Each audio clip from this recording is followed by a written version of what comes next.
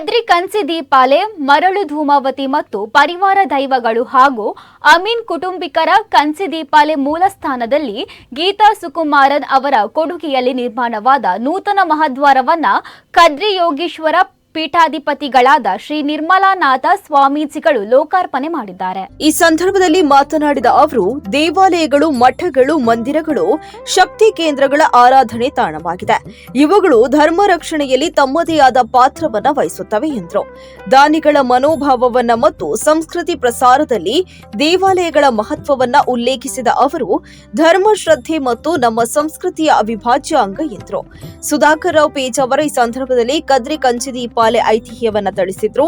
ಶ್ರೀ ಕದ್ರಿ ಕ್ಷೇತ್ರದ ಕಂಚಿದೀಪ ಆಕರ್ಷಣೆಯ ಕೇಂದ್ರ. ಕಂಚಿದೀಪವನ್ನ ಪ್ರತಿ ವರ್ಷ 3 ಬಾರಿ ಹಚ್ಚಲಾಗುತ್ತಿದೆ.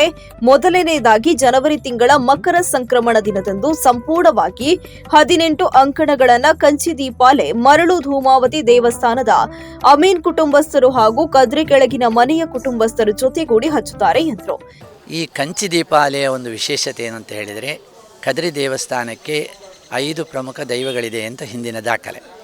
ಅದರಲ್ಲಿ ಒಂದು ಅಣ್ಣಪ್ಪ ಪಂಜುರ್ಲಿಯನ್ನು ನಡೆಯಲ್ಲೇ ಕೂರಿಸಿ ಬಂದವರ ಸೇವಾರ್ಥಿಗಳ ರಕ್ಷಣೆಯನ್ನು ಮಾಡುವಂಥ ಮತ್ತು ಇಲ್ಲಿರುವಂಥ ಜನರನ್ನು ನಂಬಿದವರ ಪೋಷಣೆಯನ್ನು ಮಾಡುವಂಥ ಕಾರ್ಯ ಅಣ್ಣಪ್ಪ ಪಂಜುರ್ಲಿಗೆ ಇದೆ. ಮತ್ತು ಉಳಿದ 4 ರಾಜನ್ ದೈವಗಳು ಅದಕ್ಕೆ ಒಂದೊಂದು ರೀತಿಯಲ್ಲಿ ಒಂದೊಂದು ಪ್ರಧಾನ ಕಾರ್ಯವನ್ನು ಶಿವದೇವರು ನೀಡಿದ್ದಾರೆ.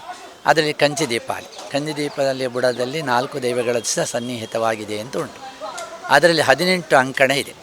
ಈ 18 ಅಂಕಣವನ್ನು ಮಕರ ಸಂಕ್ರಾಂತಿಯಂದು ಬಹಳ ಮೊದಲ ಕಾಲದಲ್ಲಿ, ಈಗಿನ ಮಕ್ಕಳಿಗೆ ಹೇಳಿದರೆ ಅರ್ಥ ಆಗ್ತದಿಲ್ಲ ಗೊತ್ತಿಲ್ಲ, ಆದರೆ ಬಹಳ ಮೊದಲಿನ ಕಾಲದಲ್ಲಿ ರಾತ್ರಿ ಹೊತ್ತು ಮಕರ ತಿಂಗಳಿನಲ್ಲಿ ಮಕರ ಸಂಕ್ರಾಂತಿ ಬರುವಾಗ ಹತ್ತಿರ ಕೃಷ್ಣ ಪಕ್ಷವೇ ಇರ್ತದೆ. ಶುಕ್ಲ ಪಕ್ಷ ಬಹಳ ಕಡಿಮೆ ಸಿಗೋದು, ಹುಣ್ಣಿಮೆ ಇತ್ಯಾದಿಗಳು ಸಿಗೋದು ಕಡಿಮೆ. ಅಂಥ ಸಂದರ್ಭದಲ್ಲಿ ಈ ಅಮಾವಾಸ್ಯೆ ಸಂದರ್ಭದಲ್ಲಿ ಕತ್ತಲೆಯ ಮಧ್ಯೆ ದೇವರ ಉತ್ಸವ ಮಾಡುವುದು ಹೇಗೆ ಎಂಬ ಒಂದು ಪರಿಕಲ್ಪನೆಯಿಂದಲೇ ಆವಿರ್ಭೂತವಾದಂಥ ಒಂದು ಕಂಚಿದೀಪಾಲೆ. ಜಾತ್ರಾ ಮಹೋತ್ಸವದ 2ನೇ ದಿನದಂದು ಕೆಳಗಿನ 7 ಅಂಕಣಗಳ ನಂತರ 3ನೇ ಬಾರಿಗೆ ಲಕ್ಷದೀಪ ಮಹೋತ್ಸವದಿಂದ ಹಚ್ಚಲಾಗುತ್ತೆ. ಧೂಮಾವತಿ ಎಂದೇ ಪ್ರತೀತಿಯಲ್ಲಿರುವ ಶ್ರೀ ಕದ್ರಿ ಕಂಚಿದೀಪಾಲೆ ಮರಳು ಧೂಮಾವತಿ ಮತ್ತು ಪರಿವಾರ ದೈವಗಳ ದೇವಸ್ಥಾನವು ಶ್ರೀ ಕ್ಷೇತ್ರದಿಂದ ದಕ್ಷಿಣಕ್ಕೆ 400 ಮೀಟರ್ ದೂರದಲ್ಲಿದ್ದು, ಶ್ರೀ ಕ್ಷೇತ್ರದಿಂದ ಮಲ್ಲಿಕಟ್ಟೆಗೆ ಹೋಗುವ ದಾರಿಯಲ್ಲಿ ಇದೆ. ಕಂಚಿದೀಪಾಲೆ ದೇವಸ್ಥಾನವು ದೀರ್ಘ ಇತಿಹಾಸವನ್ನ ಹೊಂದಿದ್ದು, ಕಾಲಾಂತರದಿಂದಲೂ ಬಿಲ್ಲವ ಸಮುದಾಯಕ್ಕೆ ಸೇರಿದೆ. ಅಮೀನ್ ಕುಟುಂಬಸ್ಥರು ಆರಾಧಿಸುತ್ತಿರುವ ನಾಗದೇವರ ಮೂಲಸ್ಥಾನದೊಂದಿಗೆ ಕಂಚಿದೀಪಾಲೆ, ಶ್ರೀ ಮರಳು ಧೂಮಾವತಿ ಹಾಗೂ ಪರಿವಾರ ದೈವಗಳ ದೇವಸ್ಥಾನಗಳಿವೆ.